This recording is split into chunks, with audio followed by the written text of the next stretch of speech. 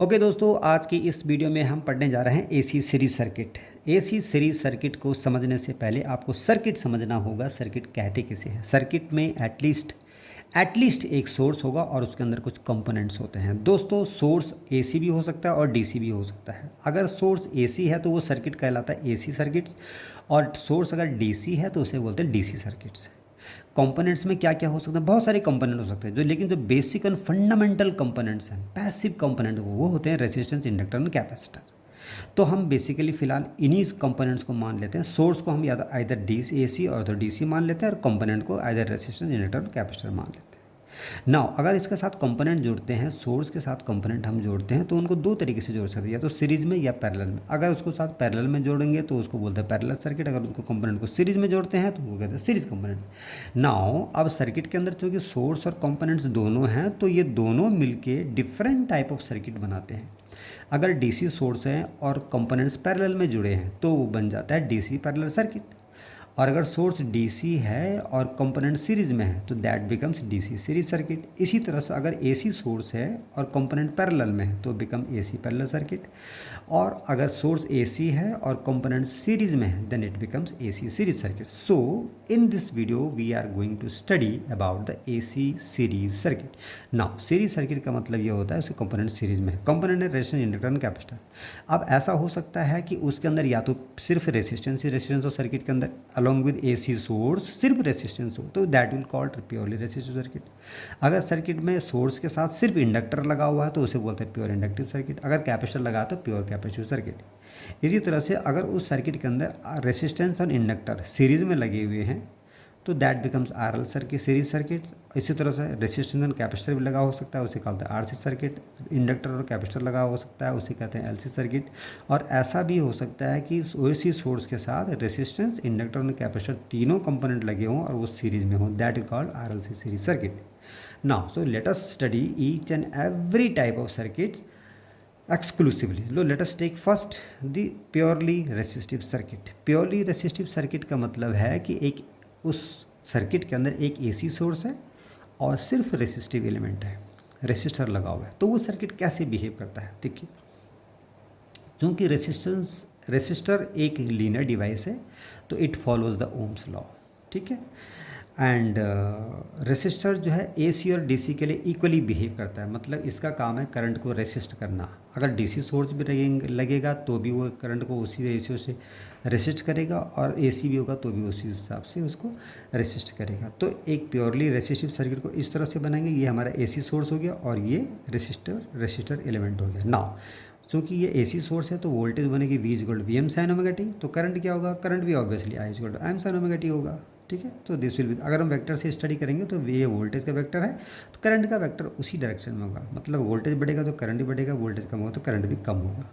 Graphically हम represent करेंगे तो इस तरह से रिप्रेजेंट करेंगे। ये ब्लैक कलर का देखो, ये वोल्टेज सोर्स है, और ये ग्रीन कलर का तो करंट है। देखो, करंट वोल्टेज जीरो है तो करंट भी जीरो, वोल्टेज मैक्सिमम तो करंट भी मैक्सिमम। एम्पलीट्यूड कम ज़्यादा हो सकता है, that depend upon the value of the resistance in the circuit. तो देखो इस तरह से दोनों वोल्टेज और करंट इन फेज में होते हैं, ठीक है। सो अगर हम वोल्टेज को मैथमेटिकली रिप्रेजेंट करते हैं V equal to M sine omega T, तो सर्किट करंट होगी what? I equal to V by R. तो V equal to V M sine omega T by R, तो V M by R equal to I M, तो it becomes I equal to M sine omega T. So voltage circuit, purely resistive circuit में voltage V equal to V M sine omega T और current I equal to M sine omega T. Now let us see then what is the power of this circuit, what amount of power this circuit is consuming. तो power का formula, power is equal to V into I, and V is equal to V M sine omega T, I is equal to M sine omega T.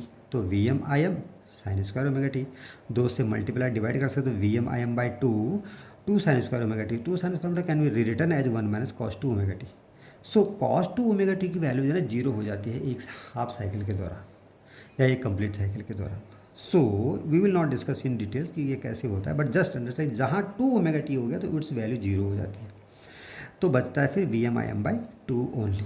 So we'd can the circuit power of the purely resistive circuit is equal to V M I M by two. This is the power consumed by the circuit, और we can write it to को under root two लिख देते V M by root two I M by root two, यानी कि V R M S into I R M S. So the power consumed by the circuit is equal to V R M S into I R M S. So दोस्तों अभी हम यहाँ पर देखते हैं कि जैसे हमने यहाँ पे पावर की जो इक्वेशन आई थी V M by two one minus cos two omega two, even its value is zero but it shows that the power की जो फ्रीक्वेंसी है ना, पावर की जो फ्रीक्वेंसी है that is twice of the input frequency. यहाँ पर तो वोल्टेज का एक साइकिल यहाँ पर कंप्लीट होता है, इस दौरान पावर के 2 साइकिल कंप्लीट हो गए थे। तो power frequency is just double that of input voltage, so we can call it like this. Now waveform में देखो ये अपना वोल्टेज, ये वोल्टेज ब्लैक कलर का है, करंट भी हमने ग्रीन कलर का है। तो पावर का क्या है, power instantaneous value of the power will be the multiplication, instantaneous value of voltage and current multiplication. So जहाँ पर ये मैक्सिमम होता है पावर भी मैक्सिमम, जहाँ पर जीरो तो पावर भी जीरो, तो पावर भी उसी ट्यून में चलती है। क्योंकि बट पावर यहाँ पर नेगेटिव नहीं होगा, क्योंकि जब वोल्टेज नेगेटिव आता है तो करंट भी नेगेटिव आता है, दोनों मल्टीप्लिकेशन पॉजिटिव होगा। तो एक्चुअल में जो पावर का वेव फॉर्म है ना वो इस तरीके से होगा, नेगेटिव पावर भी पॉजिटिव में कन्वर्ट हो जाती है, क्योंकि negative voltage into negative current is equal to positive power. So power का कर्व इस तरह से आता है, but and its frequency is twice that of the input frequency. So the total power या you can say average power of the circuit और resistive circuit को V M I M by two, ठीक है। So it can be written as now. अभी हम यहाँ पर देखते हैं कि एक रेसिस्टिव सर्किट में एक सोर्स है एक लोड है। सोर्स पावर डिलीवर करता है, लोड को कंज्यूम कर देता है। तो power delivered by the source is equal to apparent power and power consumed by the load is equal to true power. So apparent power is equal to true power. यहाँ पर reactive power zero हो जाती है, क्योंकि no power is return by the load to the source, क्योंकि reactive component है नहीं, सिर्फ रेसिस्टिव कंपोनेंट है जो पावर को ऑब्जर्व करता है। सो यहाँ पर apparent power is equal to true power. Now it is the turn of the inductor in the circuit. Now दोस्तों यहाँ पर हम एक इंडक्टिव सर्किट को स्टडी कर रहे हैं। प्योर इंडक्टिव सर्किट मतलब उसके अंदर सिर्फ और सिर्फ एक इंडक्टर लगा हुआ है। तो यहाँ पे देखिए ये वोल्टेज सोर्स है और ये इंडक्टर लगा हुआ है। So this circuit is a purely inductive circuit, ठीक है। नाउ चूँकि इंडक्टर एक रिएक्टिव कंपोनेंट है तो ये खुद पावर को कंज्यूम नहीं करता है, ये खुद पावर को कंज्यूम नहीं करता है, ये पावर को रिटर्न करता है। पहले जब पावर आती है उस समय इसको स्टोर कर देता है, और जब पावर इनपुट की पावर कम होती है तो वहाँ उस पावर को डिलीवर करता है। So it is one kind of reactive current. It does not resist the current, it react to the current, ठीक है। नाउ अब ये नॉन लीडर डिवाइस है, this is a non linear device, तो obviously ये Ohm's law को follow नहीं करेगा। Remember this, inductor doesn't follow the Ohm's law. When the voltage is increasing to the inductor that time current will not increase, so the voltage Ohm's law get fell on this.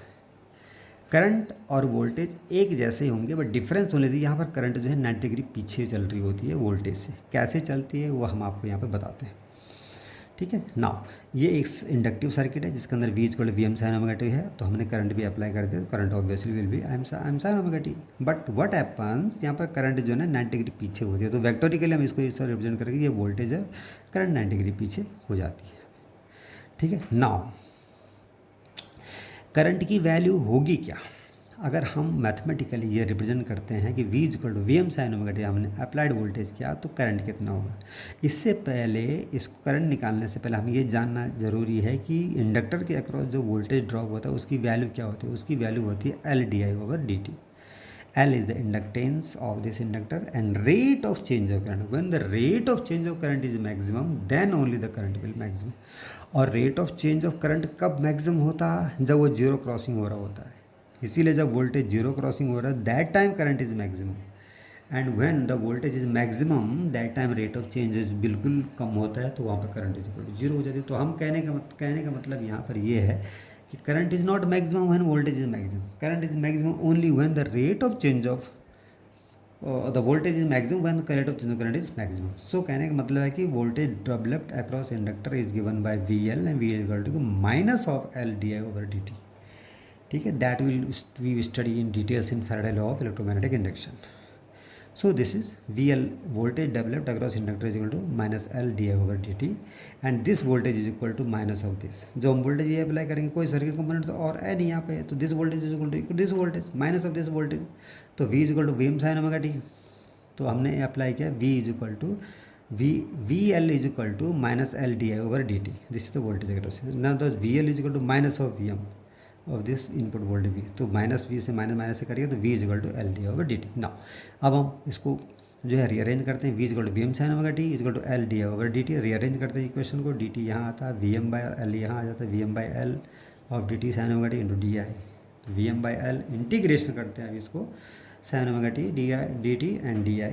So Vm over I, this becomes I Vm over L into sin omega t का differentiation minus of cos omega t divided omega. So it becomes I is equal to Vm by omega L cos omega t. अब हम क्या करते हैं, यहाँ पे दो काम करते हैं. cos को जस्ट कोसाइन में साइन में कन्वर्ट करते हैं और Vm बाई ओमेगा L को V बाई आर के फॉर्म में लेके आते हैं. तो if it was resistance it would become as a Vm by R. तो आर की यहाँ पर आर नहीं होगा, यहाँ पर एक्स एल होगा, रिएक्टेंस ऑफ इंडक्टर.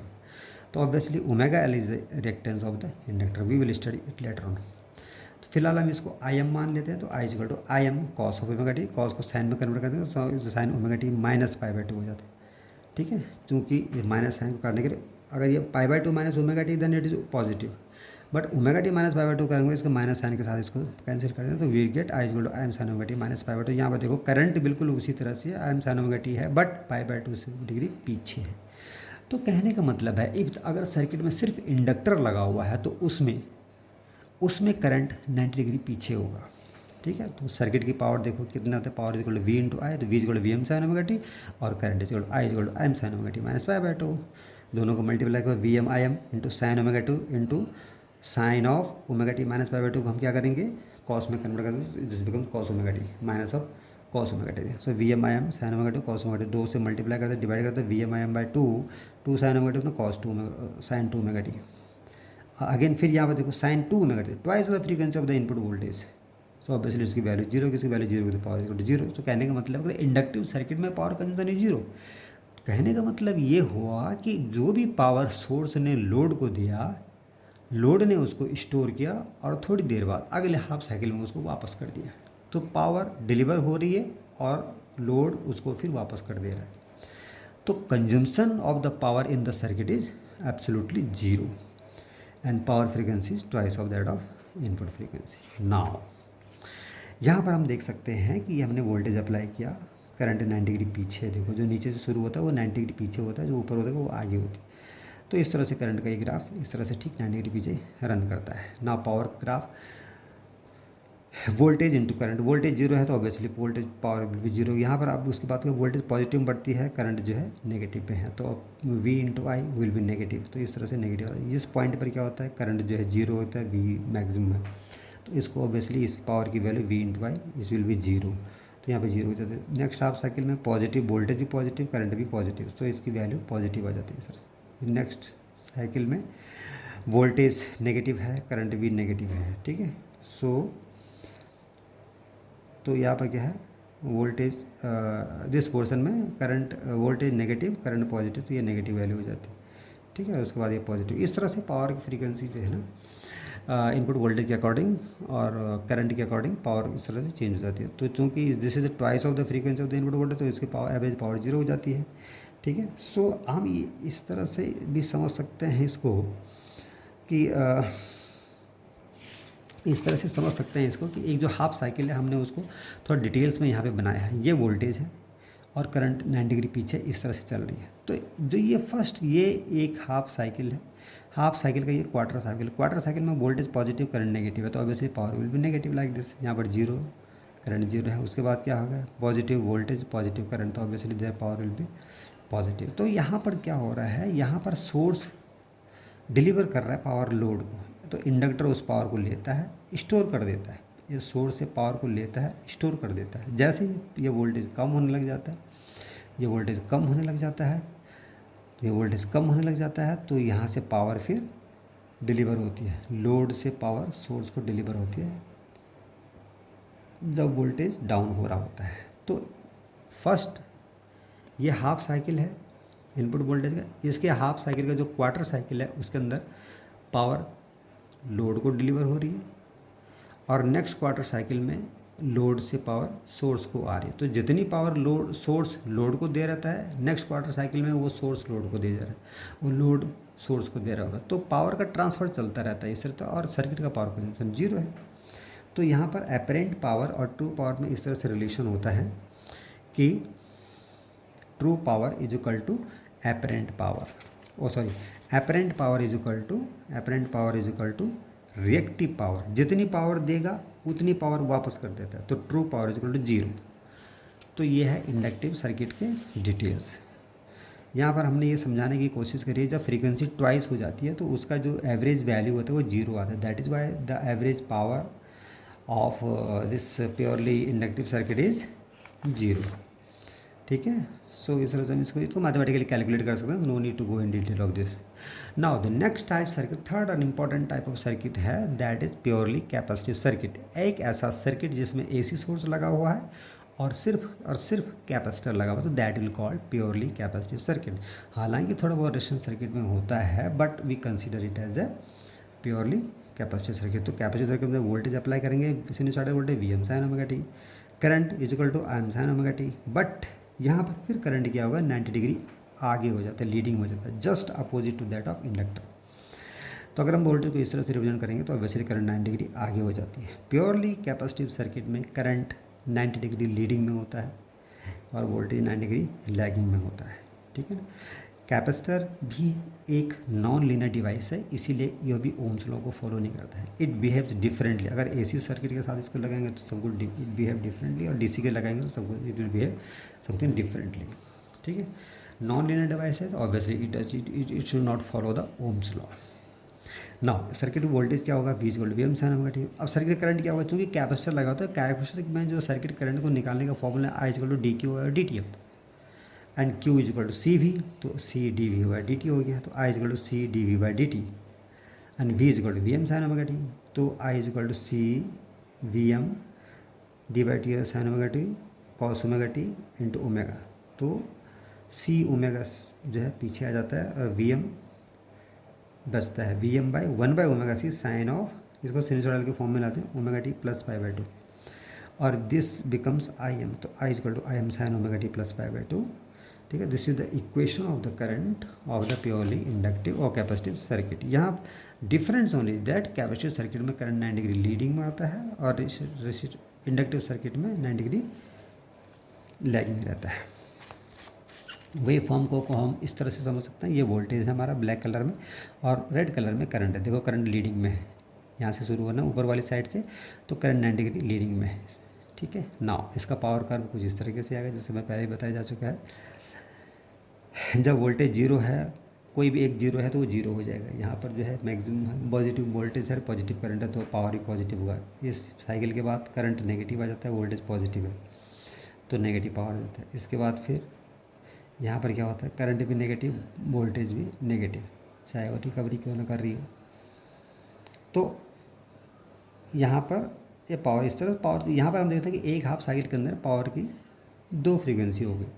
ठीक है, एंड एवरेज, क्योंकि पावर यहाँ पर पॉजिटिव और नेगेटिव दोनों जगह जा रहा है, इसीलिए average power will become zero. तो कहने का मतलब यह है कि प्योर कैपेसिटिव सर्किट की एवरेज पावर भी जीरो होती है। यहाँ पर हमने इसको और डिटेल्स में समझाने की कोशिश करी। ये वोल्टेज के कर्व पे और करंट जो है 90 डिग्री लीडिंग के बाद इस तरह से शुरू होती है। तो यहाँ पर क्या होता है, वोल्टेज और करंट का जो पॉजिटिव वैल्यू होते हैं वो तो पावर को पॉजिटिव करता है, और this is the power delivered by the source to the load, और उस पावर को लोड क्या है, कैपेसिटर जो है ना इलेक्ट्रिक फील्ड के रूप में स्टोर कर देता है। नाउ जब इनपुट वोल्टेज कम होने लग जाती है, इनपुट वोल्टेज कम होने जाती है तो करंट की डायरेक्शन चेंज हो जाती है। करंट की डायरेक्शन चेंज हो जाती है, करंट की डायरेक्शन चेंज हो जाती है तो दोनों का मल्टीप्लिकेशन भी नेगेटिव आ जाता है। तो negative means this is the times when that stored energy is reflected back to the source. तो इस कंडीशन में लोड सोर्स को पावर दे रहा है, ये ग्रीन कलर का हो जाए, इसमें लोड सोर्स को पावर दे रहे हैं और इसमें सोर्स लोड को पावर दे रहा है, पॉजिटिव नेगेटिव। ठीक है, तो this way the current is leading in an AC series circuit. Power consumption जैसे मैंने पहले आपको, तो यहाँ पावर कंजम्पशन भी जीरो है, क्योंकि जितनी भी पावर सोर्स ने डिलीवर कर दी, लोड ने उसको वापस कर दिया। ठीक है, और तो कैपेसिटिव रिएक्टेंस के बारे में हमने पहले भी डिस्कस करा था, जहाँ पर कि I is equal to V by R, तो it will not be R but X C, तो X is equal to 1 by omega C, X is equal to 1 by omega C, omega 2 pi F कह सकते हैं ना, X is equal to 1 by 2 pi F C. यहाँ पर क्या होता है, एपरेंट पावर, जो पावर डिलीवर की जा रही है सोर्स के द्वारा, और रिएक्टिव पावर, तो जो सोर्स में वो जो पावर थी वो लोड में होते हुए फिर वापस आ जाती है, उसको बोलते हैं रिएक्टिव पावर। तो ट्री पावर इसको जीरो होती है, क्योंकि सर्किट में कोई पावर कंज्यूम नहीं हो रही है। So apparent power is equal to reactive power in this circuit. तो this was all about of the capacitive purely resistive circuit, purely inductive circuit, and purely capacitive circuit. Now we will study in the further video the RC circuit, RL circuit, LC circuit and RLC circuits in one sort of videos. ठीक है, तो यहाँ पर थोड़ा सा एक comparative study कर लेते हैं हम कि रेसिस्टिव सर्किट, इंडक्टिव सर्किट और कैपेसिटिव सर्किट में क्या डिफरेंस। सबसे पहले एलिमेंट है, क्या एलिमेंट लगा रहता है। रेसिस्टिव सर्किट में रेसिस्टर लगता है, इंडक्टिव सर्किट में इंडक्टर लगता है और कैपेसिटिव सर्किट में कैपेसिटर लगता है। करंट क्या होती है इसमें, वोल्टेज और करंट इन फेज में होती है रेसिस्टिव सर्किट में।